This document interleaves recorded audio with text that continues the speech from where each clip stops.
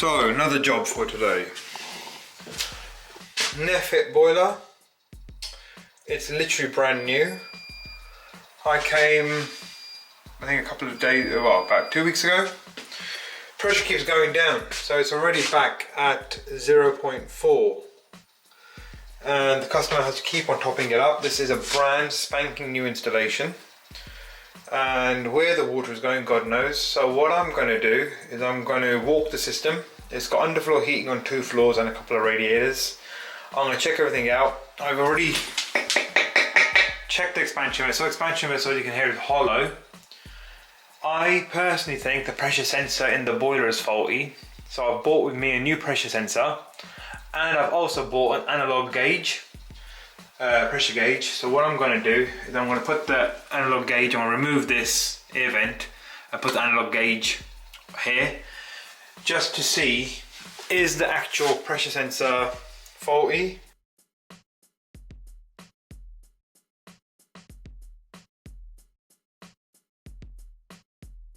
The reason why I want to put a pressure gauge there is to see that if this one, the digital gauge, obviously goes down, does the manual analog gauge go down as well? And I've been to way too many Bosch and Nefit boilers where I've changed the pressure sensor on a regular basis, even on new boilers. So therefore I've been to a few where I've fitted a analog gauge external to the boiler, and the customer's contacted me a little while later and says, oh, guess what, the pressure on the boiler's gone down, but the analog one is still static. So therefore it's a process of elimination. But because I've been here already once and I didn't put the analog gauge at the time because I didn't have one, I'm not going to risk it by putting the analog gauge now only and then monitor. What I'd rather do is just change the pressure sensor, put the analog gauge, then see how it goes and tell the customer to monitor it, and then we'll see if there's any further problems. But I'm going to walk the system also and check for any leaks, and yeah, that's the only process of elimination I can follow to try to rectify this issue. So to start, let's get our toolkit. Inside here is a manifold. So as you can see, it's brand new. Everything looks in pretty good order. There's even an automatic bypass, the zone valve. It's got an Evo home system. So yeah, I'm just going to check all the joints. And the thing is that the builder that's done the work in this property is highly professional. Seriously, they are so good, and I really do doubt that they're gonna leave a leak. No, everything's tight. Everything is seriously tight. I haven't even got a single turn on anything yet. Yeah, I'm quite convinced that the pressure sensor is faulty. Oh, look at that. I've just noticed something. There's a pressure gauge here. There you go, it's a pressure gauge. And look at that. It's like 2 bar pressure. So, I ain't gonna do any more work. There's no point checking anything. I know there's no leaks, but that just confirms it. It's about 2.5 bar. And upstairs on the boiler, you've seen that it's 0.4 bar. Let's go and change that pressure sensor. There we go. Fault found. So, pressure sensor in the box. In here somewhere. There it is. New pressure sensor. So I'm going to put that in because well, and here's the analog gauge that I was going to screw on.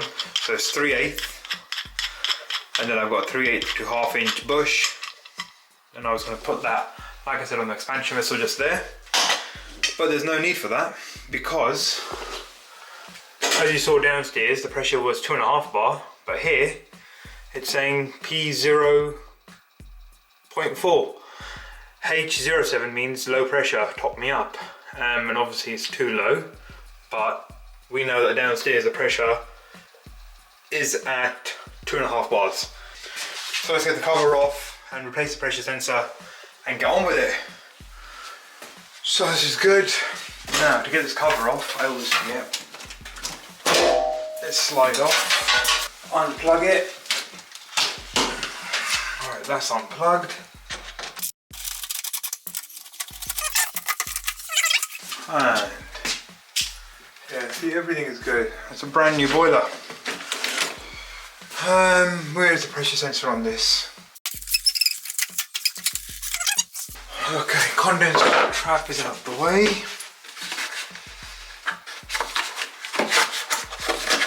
Right, heat exchanger cover, there's the pressure sensor right there.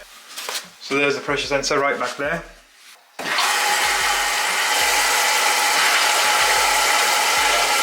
And obviously, as you can hear from the sound, the boiler is really under pressure a lot.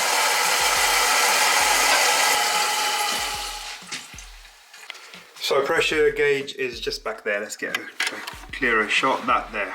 So it's going to pull out that pin, pop off the electrical connector and swap it. Boiler's drained down, but let's go downstairs.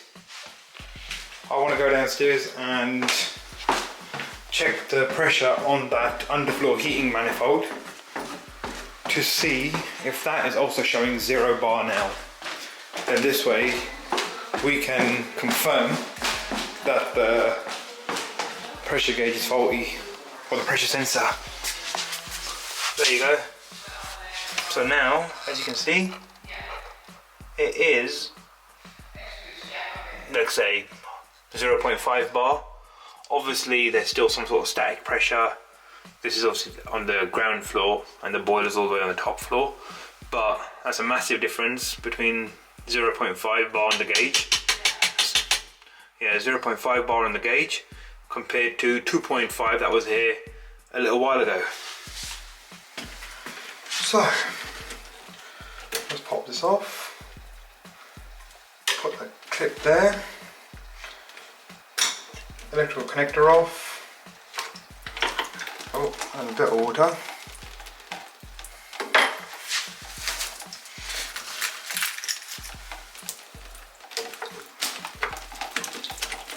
Okay, let's go in. There you go, it's in. Okay, it's just not going any lower, so that has to be in. Well, let's just put it in like so. Electrical connection back on. Yeah, I'm pulling on it, it's not going nowhere. Whilst the system is depressurized, I want to just check the expansion vessel pressure again. Yep, 1 bar. Okay, so I'm going to plug it back in just so I can read the pressure on the boiler. So we're at 1.1 bar already, 1.3 bar. And that pressure gauge is fitted snug, it's not going nowhere, that's good. Okay, let's put the condense bottle back and the insulation.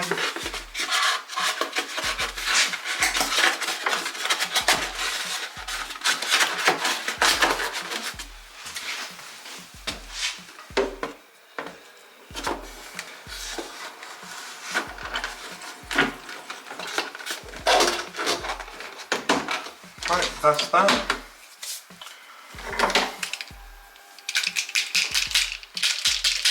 So this is a gauge. The pressure sensor itself is literally clean. I wouldn't say it's dirty at all, but yeah, just faulty electronics.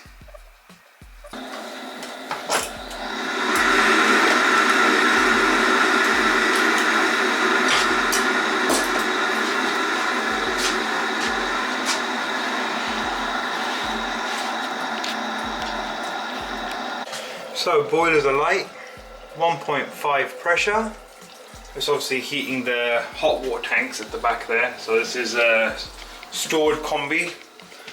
That pump down there is for the water booster pump, and the central heating pump is that one there.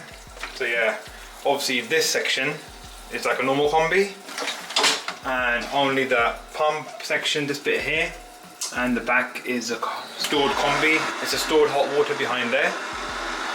Boiler's doing its thing. Let's go downstairs and see what the pressure downstairs is. So, pressure downstairs is just over 2 bars, but we obviously know that even when the system was depressurized, it was reading half a bar, so I think the pressure is just around about 1.6, 1.7 down here. So yeah, I think that should resolve this problem. I'm going to just go back upstairs, carry out my fags, safety checks, and I'm out of here. See you on the next job.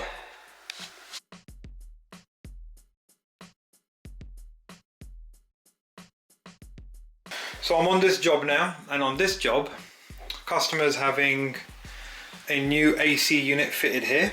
It's like 98 centimeters wide, and there's more than enough space corner to corner or edge to edge, whatever you want to call it, but these pipes are in the way. So she's asked if I can sort these pipes out. So what I'm going to do is I want to open them up there and put them down the wall, but on this wall instead rather than this wall, so that they go closer to that wall.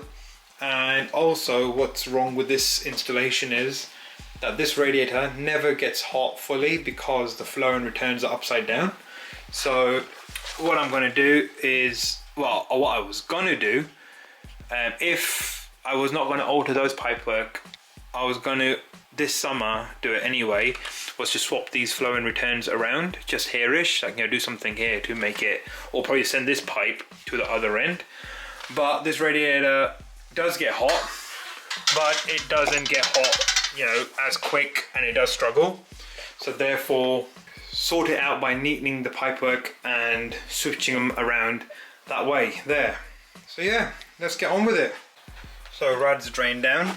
I started draining from down here, but then I realized that downstairs, directly beneath this radiator, is another radiator. Obviously there's the pipes going down. So I drained the pipework from down below, and now this is all empty. And the radiator above here, there's one above there. I've opened the vents on that and it's all drained down now. So now let's get on with disconnecting the pipework, opening it up there. So there's compression down there, compression joints. I'm going to open them up, remove this bracket and that bracket, so the 2 brackets. I'm going to stick normal standard bracket, pipe clips on the wall to keep it less obtrusive. Bucket, spanners and gloves. More important, I want to start wearing gloves, man. I always end up mashing my hands up. They recover over the weekend, and then it's back to square one again.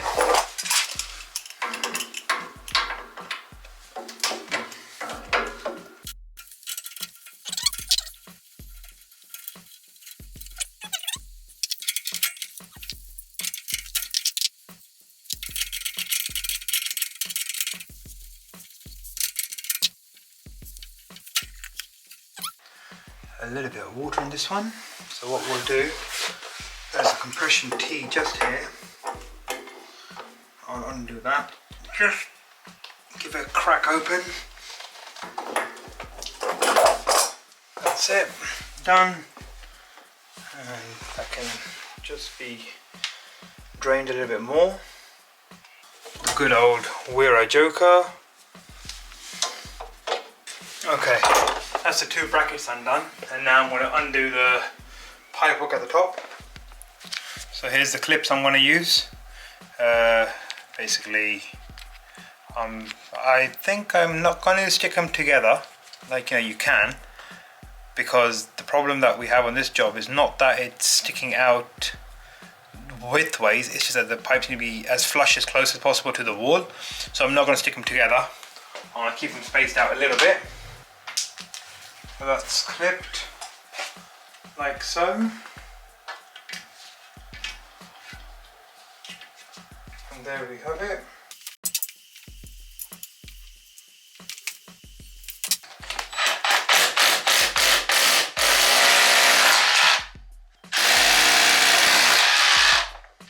One there, perfect.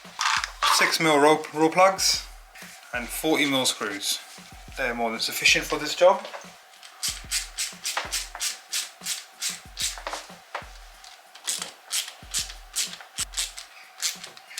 Okay, done. That's that. Pipe 1 done.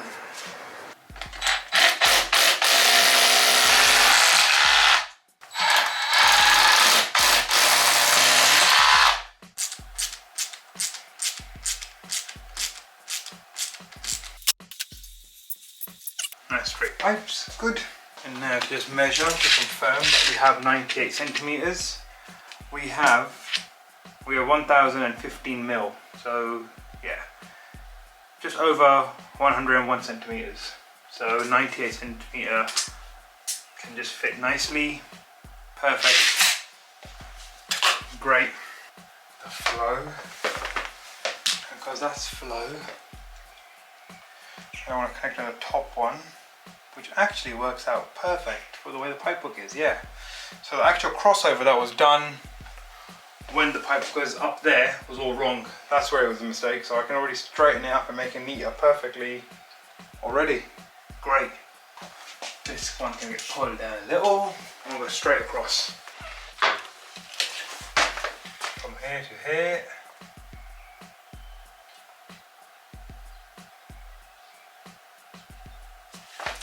.27 centimeters.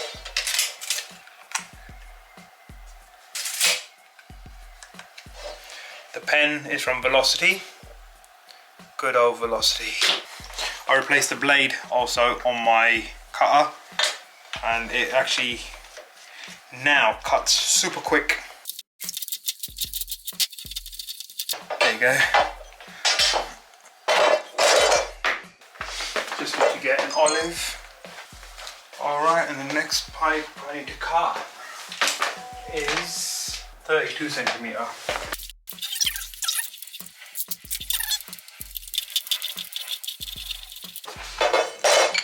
That's that done. Perfect. Right, now to get olives and nuts. Right, olives and nuts.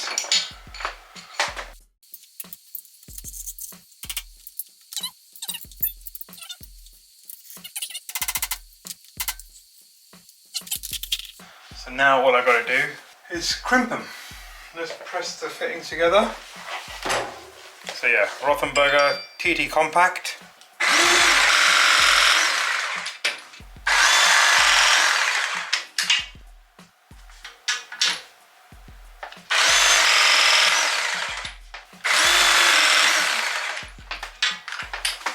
Lovely jubbly.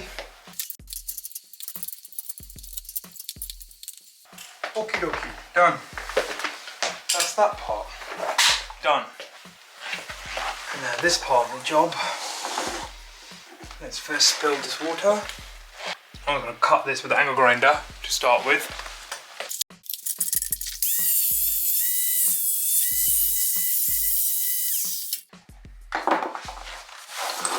Right, that's that done. I'm going to get my pipe bender. So with my level, just want to check the level of this pipe. And that's good there. Great. So because that's really good there, I want to just give this pipe a bit of a bend. And for that, I want to use my lovely new, well, they're fairly new. Okay, maybe that should be enough. A couple of straight joints. That goes on there. Great. Good job there. Yep, I'm happy with that.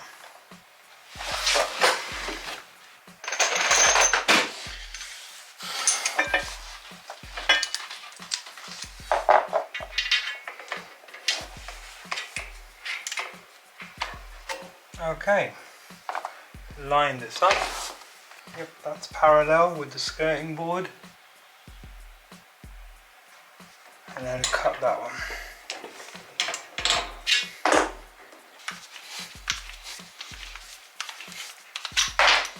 Right. That's that done.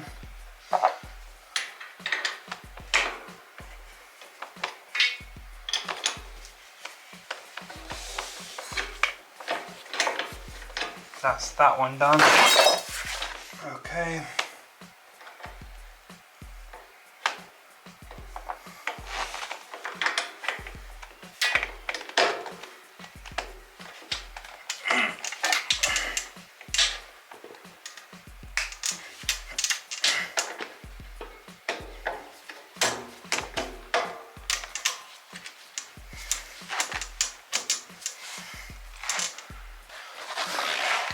Let's just mark it all up to make sure that it's all in enough. Let's press.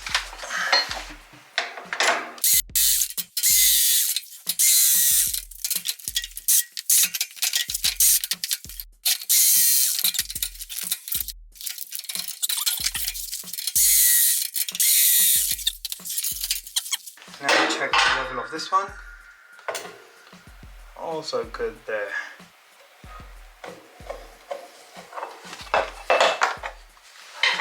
Got a straight coupler on this one. And this one should just go straight there. So what I'm going to do, I'm going to give this one a 90.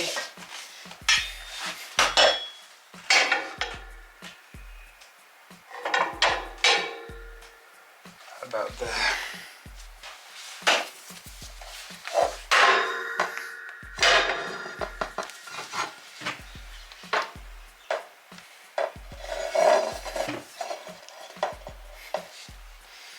Yep, that's 90 there.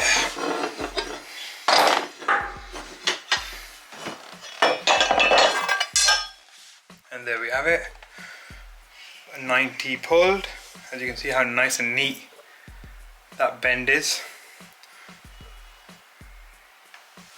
It's because the pipe is so much thicker than standard copper pipe. So this needs to be cut a little bit short. I've got it just a wee bit long.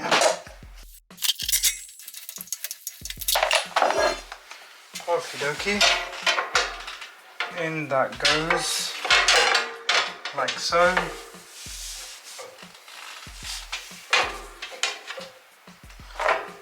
Push this one onto here.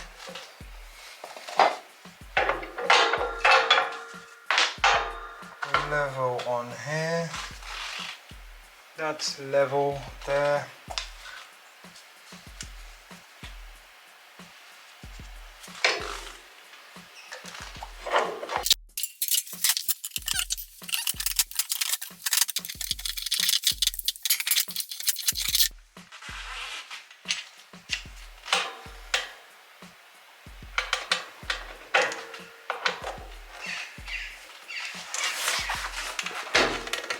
Right.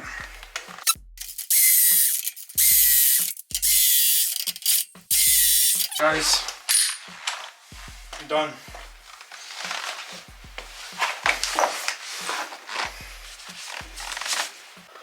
Right, job done. So that's what I've gone and done. Just press there. Bit of a kick on that pipe and it comes up, clipped, up there, compression, done. And now this one is the flow. So if you follow it down, it's a top pipe. Top pipe goes all the way and look at that, boom, boom, boom, boom, boom, up to the radiator valve. So now the water will flow in the right direction. This radiator will get hot fully. Done. Done, done, done. Let's go upstairs and service the boiler. Well, I'm gonna go upstairs and service the boiler. No point showing you that. You've seen way too much servicing, obviously.